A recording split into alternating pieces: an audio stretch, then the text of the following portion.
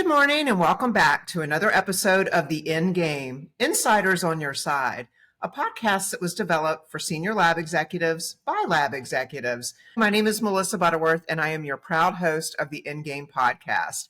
We have a really exciting lineup today, and the title of our podcast is How to Avoid Costly Mistakes that Could Devalue Your Pathology Practice and or your laboratory. So you're not going to want to miss out on today's podcast. I have a very special guest. I know many of you know her. She is an incredible woman. She's got a phenomenal reputation. I'd like to welcome Miss Jane Pinewood. Good morning, Jane. How are you? Morning, Melissa. Thank you so much for joining. And this is great.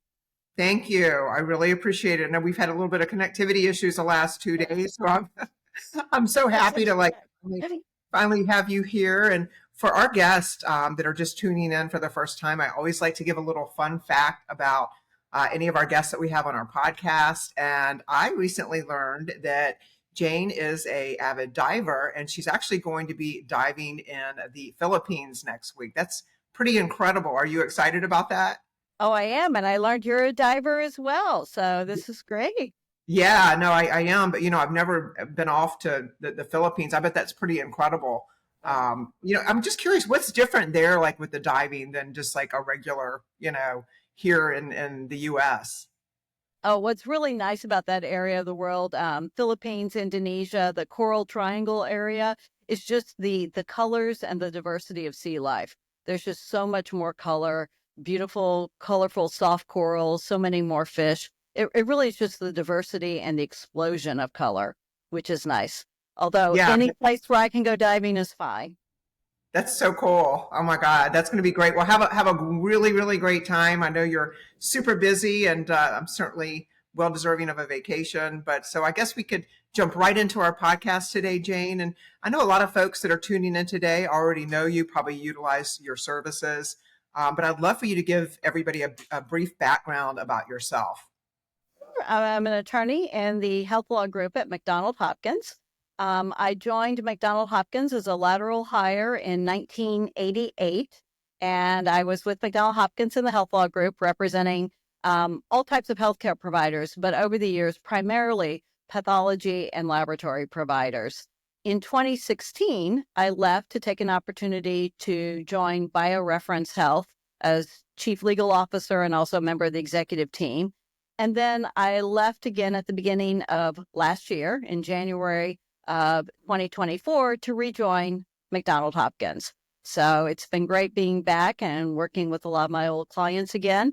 But that 7.5 years, 8-year break was really wonderful to be on the other side of things, meaning I wasn't just giving advice, but I was also in part of the seat as a decision maker in terms of, paying the bills, making decisions, recognizing how slim the margins are. It really taught me to be a much better lawyer, having to deal much more firsthand on the business side of things. That's a really great point. I never thought about that. And I know so many people are so excited to have you back at McDonald Hopkins. And you just got such a great reputation. And I love the fact that you put that in perspective, right? Having taken that time to be able to go work on the corporate side. I think that's really, really great. Makes you even more well-rounded and dealing with laboratories out in the marketplace. And so let's jump right in. And Jane, I'd love to kind of get your perspective on what sort of legal and compliance areas that purchasers are really concerned about in today's market.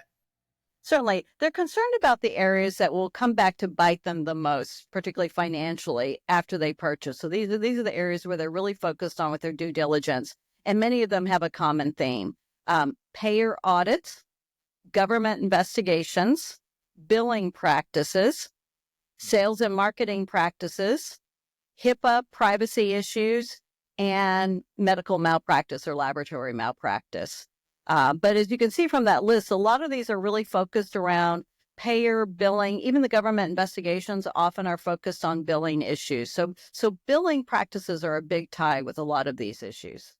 Yeah, Jane, I'm glad you brought that up. We've seen, the market has shifted so much. And, when we first started our firm back 20 years ago, we were able to go out, we were able to take a lab to the market without having to do a lot of upfront work, but that's changed dramatically. And one of the areas that you just mentioned is in the billing area. And that's something that we recommend to a lot of our clients. We like to try to do kind of like a little mini audit, billing audit, before we take them to the market, so that we don't end up getting issues when we go through the due diligence. So I'm kind of curious if you could expand upon that a little bit more, from the billing side. Talk a little bit more about that, and what do you see as Mhm. far as what purchases are looking in at? Certainly. And I would say the billing exposure is one of the biggest reasons why prospective purchasers are looking at how they structure a deal. And just a little background, as you well know, Melissa, if someone is looking at doing a stock deal for a laboratory, buying the stock of the laboratory, that's nice in that you have all the assets. You basically get a lot of the contracts, many times the payer contracts, but not always. But you're also buying all those billing liabilities. So whatever the lab may have done in the past, but may come back to haunt everyone from a billing perspective, the new purchaser will be responsible for paying back those dollars if there's a recoupment or an audit. In an asset deal, you're just buying the book of business. You're not buying that billing liability. But if the billing practices have inflated the value of the laboratory, you may not get what you think you're getting if you bring in more compliant billing practices. So I agree 100% with what you've done in terms of those mini billing audits. Whether it's a stock deal or an asset deal, it is critical to know how the billing has been done, and are those billing practices and are the expectations set for the business going forward.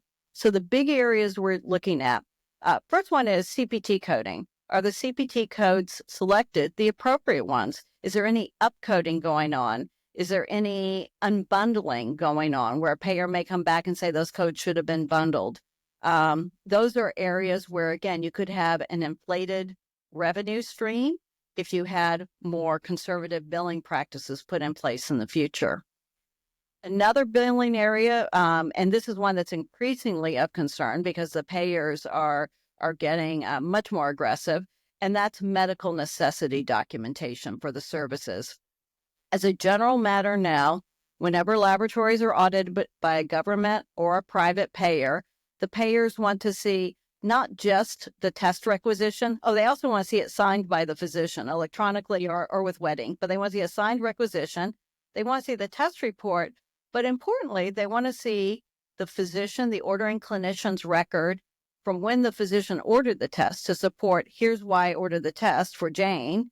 But they also want to see the medical record after the test result was issued to see how the physician utilized those test results in the diagnosis and treatment of Jane.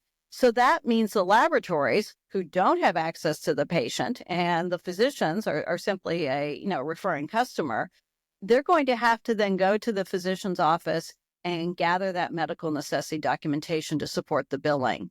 Obviously, it puts laboratories in a difficult position. But if laboratories have billing that a billing consultant may look at and say, this looks as though you have a disproportionate percentage of certain services, or it looks like a lot of work is coming from a client base that just feels off, you're concerned that this doesn't look like what we would typically see as medically necessary conservative ordering, that may be a red flag to dig a little bit deeper. Because the last thing you want is a situation where you're billing for a lot of testing that might not have that medical necessity support. Again, the important message here is just because a physician ordered it doesn't mean it's medically necessary in the eyes of a payer. Other issues that come up are there too many units that are being coded and billed? Because many payers are going to limit the number of reimbursable units. A issue that arises, and it's a delicate one, and we may talk about this a bit more, and that is laboratories who have built much of their business by representing to physicians or to patients that patients are only going to have so much out-of-pocket exposure. So they might be waiving patient balances, they might be capping patient balances. And again, payers are increasingly aggressive because payers take the position that they are only responsible for a percentage of what the patient's overall bill is. So if you're waiving a patient balance, the insurers say, oh, well, maybe we don't owe you anything because the patient didn't owe you anything. So it's an area you need to be careful. And this gets into some of the sales and marketing practices as well. what have the sales reps been telling the ordering clinicians regarding patient responsibility? But another area to dive into.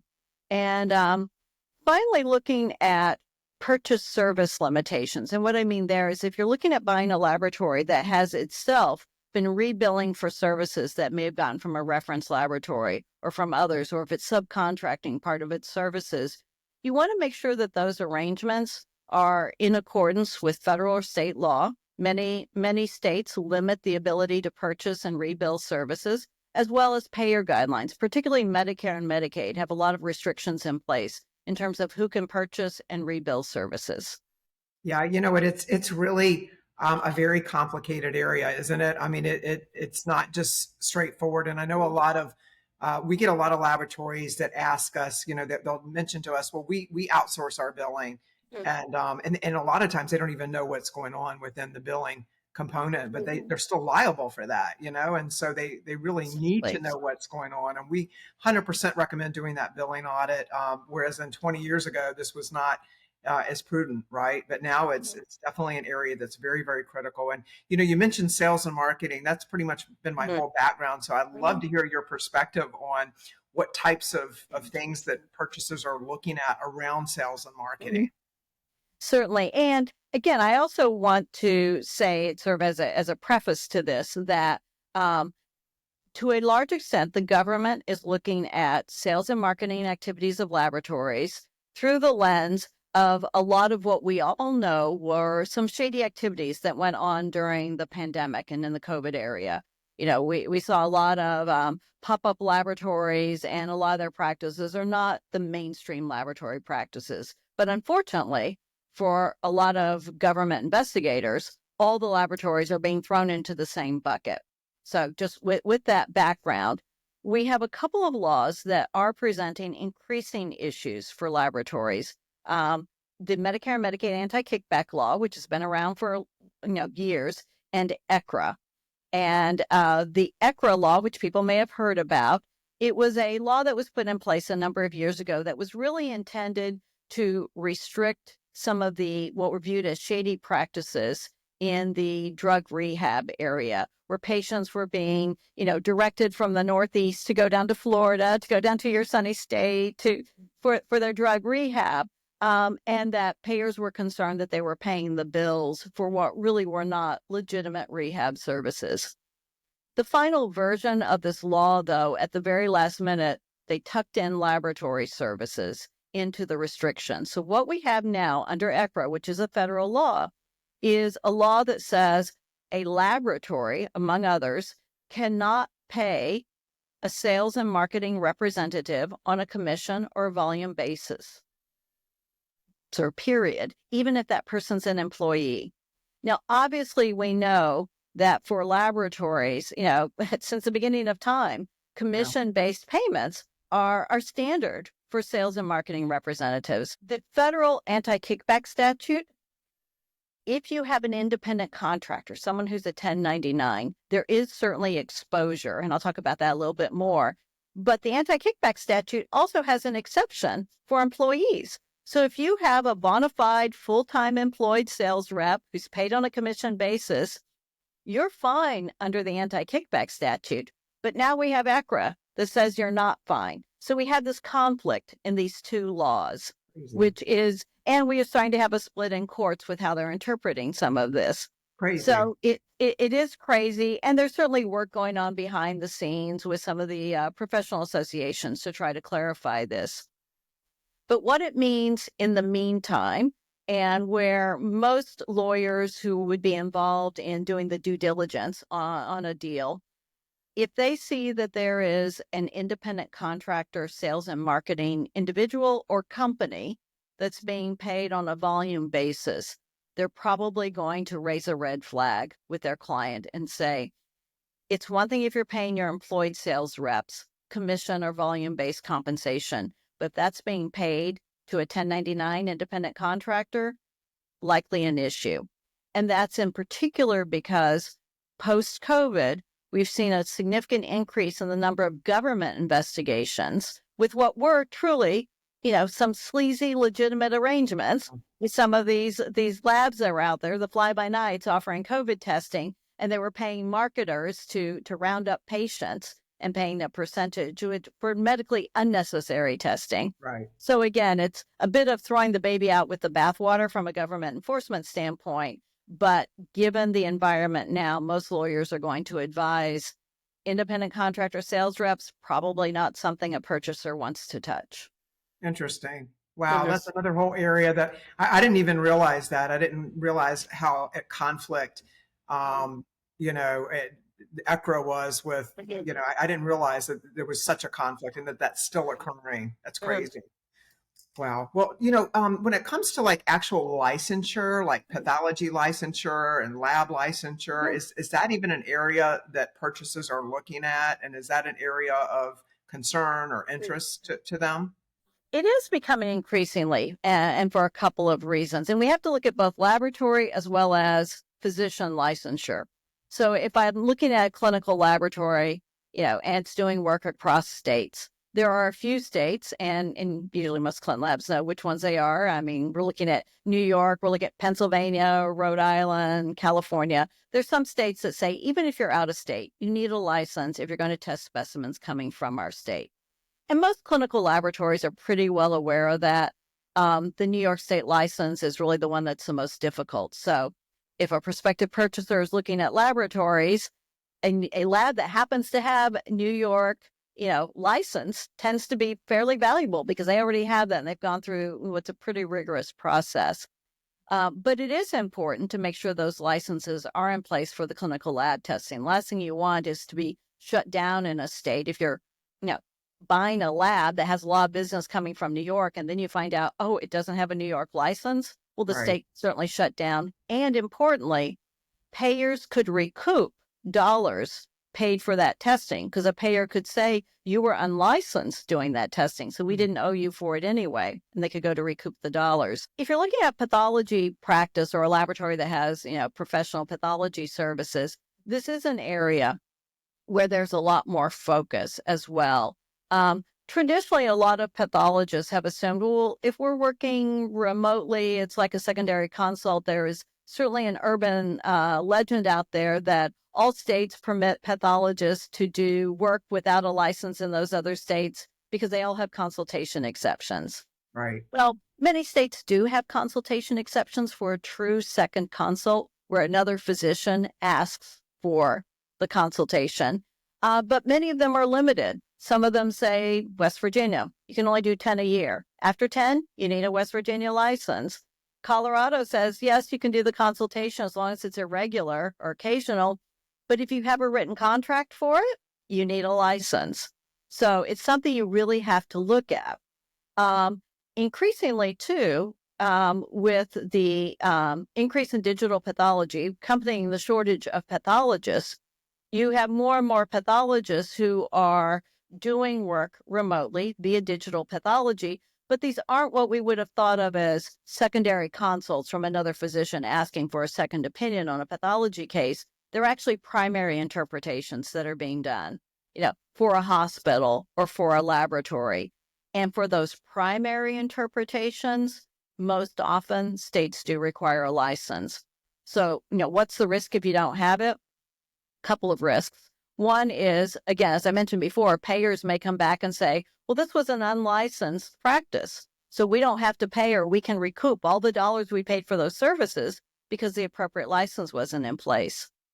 Very importantly, particularly for the individual physician involved, would be if there's a malpractice case, and then is the malpractice insurance going to cover? Because a lot of malpractice policies say if you're doing something illegal, we don't cover you. So there may be non-coverage in the event of a malpractice case. And finally, if a state finds that a physician was practicing medicine without a license, the state can take action, and then it boomerangs. The physician's home state could also revoke the physician's license because the physician was found to be practicing medicine without a license in a third state. So those things can boomerang. It's something that in the past, I mean, Melissa, as you and I know, no one really worried about, but it is increasingly becoming a concern as so many laboratories, so many more laboratories are doing work across state lines, and the increase in digital pathology is shining much more of a light on this area. Yeah, no, that's a really good point. Are there other states? I know New York's really difficult to get a license. Are there other states, just for our viewers, that are really difficult to get licenses in? Yeah, from the lab side, the ones that you have to be concerned about are New York, which is the most difficult. It's the New York CLEP program. CLEP is their program. And then the others are mostly just paperwork. So if we're Yeah, looking at other states, Rhode Island, Pennsylvania, Maryland, California, quasi Washington state, yeah, might slip by, but those are not the end of the world. yeah, So there's paperwork. California sometimes can be more of a delay, but it's more a matter of um, processing time, not necessarily that it is the same rigorous standard for New York. Whereas New York, you really do have to submit substantial paperwork, et cetera, to support what's being done. Wow. You hit on so many different areas. One of the things that keeps coming up is payer contracts. I'm kind of curious, just because from where I sit, I have a lot of potential folks that contact me and say, do you have any labs in this specific state? Because we're looking for contracts, we're looking for Yes. payer. And so it just, I see it over and over and over again, especially here in Florida, New York. People are looking for the New York state license, or they're looking for a lab in Florida that's got certain payer contracts, whether it's the Florida Blues. I mean, I could go on and on, because payer contracts really, it's pretty complicated, right? But I'm curious, from your perspective, what's really important when it comes to the payer contracts, and what are you seeing when it comes to payer contracts? And this is an area where things really have changed over the years. And I think it's an important part of due diligence, because we hear the same thing. And we'll have clients say, oh, I need California contracts, so I'm going to buy this California lab. Yeah, And first thing I'll say is, and I will pick California, and I think we could pick Florida the same way, is the standard Blue Cross contracts in both states say, whether you have a stock deal or an asset deal, the contracts are not assignable, or you have to give notice of any change in ownership. So for most of the major payers, if there is a payer contract that the seller had signed within, say, the last 10 years, most of those contracts are going to say either they are not assignable, meaning if there's an asset deal, which typically as lawyers, we like an asset deal because you're not buying all those billing liabilities we just discussed. But that means you'd have to assign the payer contracts, and the payer contracts are not assignable. And that's pretty standard language across the board. They're not assignable. But what if you buy the stock, which means you're stepping in the shoes? It's ABC Laboratory and I'm buying the stock. So it's still ABC Laboratory, same tax ID, et cetera. The most valuable state contracts, the Blue Cross Blue Shields of Florida, the Blue Cross Blue Shields of California, the Empire New York contracts, all have language in them that says, if there is a change of ownership, you have to notify us and we have the right to terminate the contract. And if you don't notify them of a change of ownership, they also have the right to terminate the contract for breach. So what the payers are doing is they are keeping that tight lock hold on the network. That means if you are a purchaser, you need to, very early in the process, if you're purchasing just for the payer contracts, that's going to be one of your first diligence items to see, will you really get those contracts? yeah, Otherwise, it may not be worth it. Or what else can be done? Maybe it's a seller who has a lot of influence in the market and might be able to work with you with the payer to get a smooth transition. But increasingly, that's also a part of the transaction documents, the obligation of the seller to work with the purchaser to try to get the transition of those documents, or even an adjustment to the purchase price, or there may be a holdback that isn't going to be paid until those payer contracts have been delivered. yeah. It's, as you said, laboratories live and die by their payer contracts. So that is increasingly a focus of all of these deals, and needs to be at an earlier stage rather than at the last minute. Yeah, I mean, that is an area that we highly recommend our clients seek good legal counsel for before we take them to the market, especially if we know it's going to be a stock transaction. and their contracts are going to be of significant value to a potential acquirer. We've had McDonald Hopkins do a lot of review of contracts and providing us back with a complete diagram of all the contracts and all of the payer contracts within those contracts, because it can get pretty complicated. And, there could be significant value in some of those contracts, but you're right, the devil's in the detail. And then when you dig into those contracts, sometimes you find out that they don't, they may pay for certain services, clinical services, but they don't reimburse for molecular and or pathology services. And so it can be a nightmare for a potential, transaction if you wait to the 11th hour to do that. You are exactly right. And I would say for groups that have really old contracts, they may say, this is great. We've had our contract for 25 years and we have great rates. But to your point, Melissa, it may be a professional contract. And even though they're billing technical services under it and getting paid, the contract doesn't cover the technical services if the payer were to ever come back. Or we see them oftentimes, they'll say, oh, our contract's 25 years old. Oh, can you provide it? Well, if someone has a copy, because oftentimes they don't, but if they do, sometimes those contracts are in the name of the individual pathologist who started the laboratory. Exactly.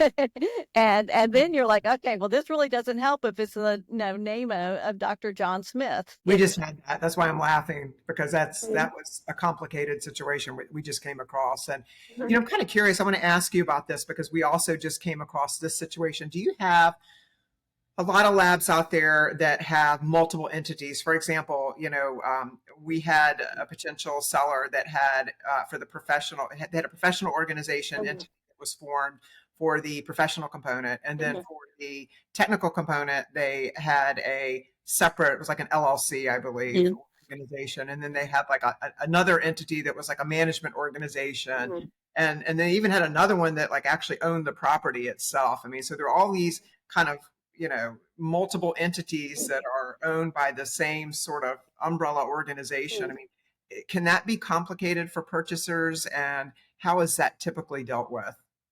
It can be complicated, and depending upon who the purchaser is, this is an area where the lawyers really will want to dive in a bit more.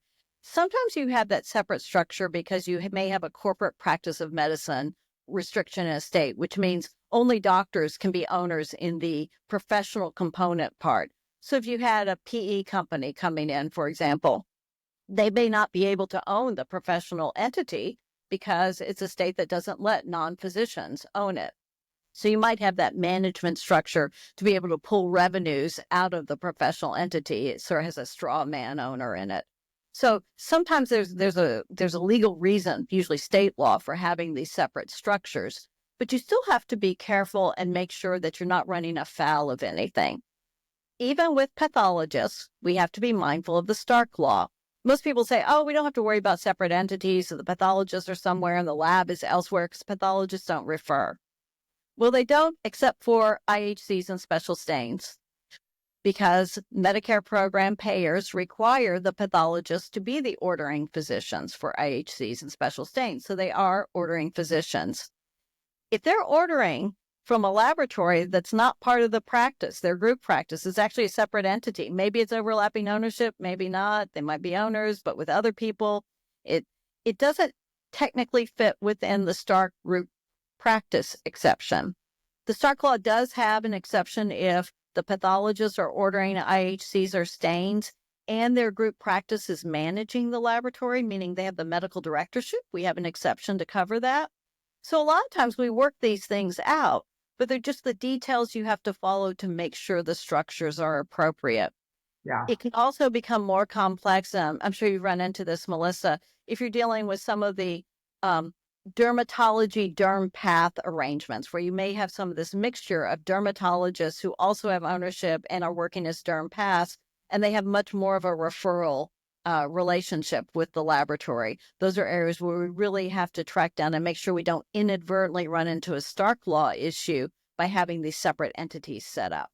Yeah, no, that's a really, really good point. We also ran into a situation where we were told that it was a S corp. It ended up being a C corp, which really complicated the transaction in the end, stock transaction, and then it just brought up all kinds of issues related to double taxation and so yeah, it's important that I think that we as advisors on the front end understand how they're structured, Mhm. and if it is a little bit complicated, for them to be able to go seek good legal counsel to understand what the potential complications of that could be.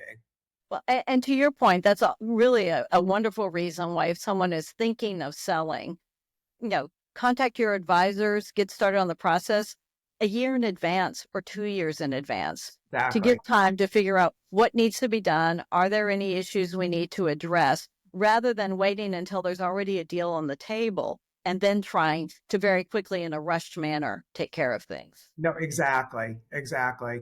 I'm kind of curious. I'm sure that you have a lot of clients where there may be potential issues that have been uncovered, whether that's billing Mhm. issues or issues with their sales and marketing and how they're structured, or anything that we've been talking Mhm. about on today's podcast. If those issues have come up, which they do, right? They always, Yes, dude. issues always come up. Is it something that you advise potential sellers to make the acquirers aware of upfront? I mean, how should that be handled? I know that's Sure. kind of a Yeah, tricky it, subject. it is.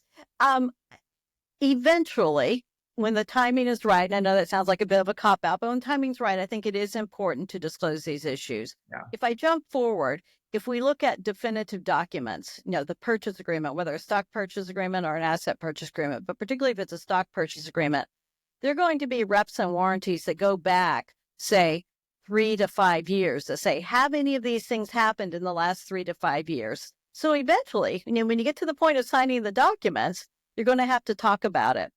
It's best not to have to talk about it when everyone's ready to sign the documents, but to lay the groundwork in advance.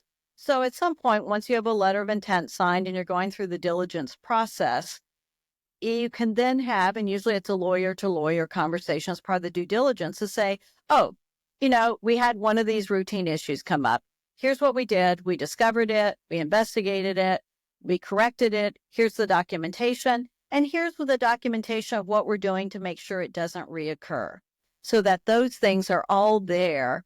And it's a nice package, because most lawyers for the prospective purchaser, they're going to understand that these things happen. They happen in every practice. The key is, did you timely investigate?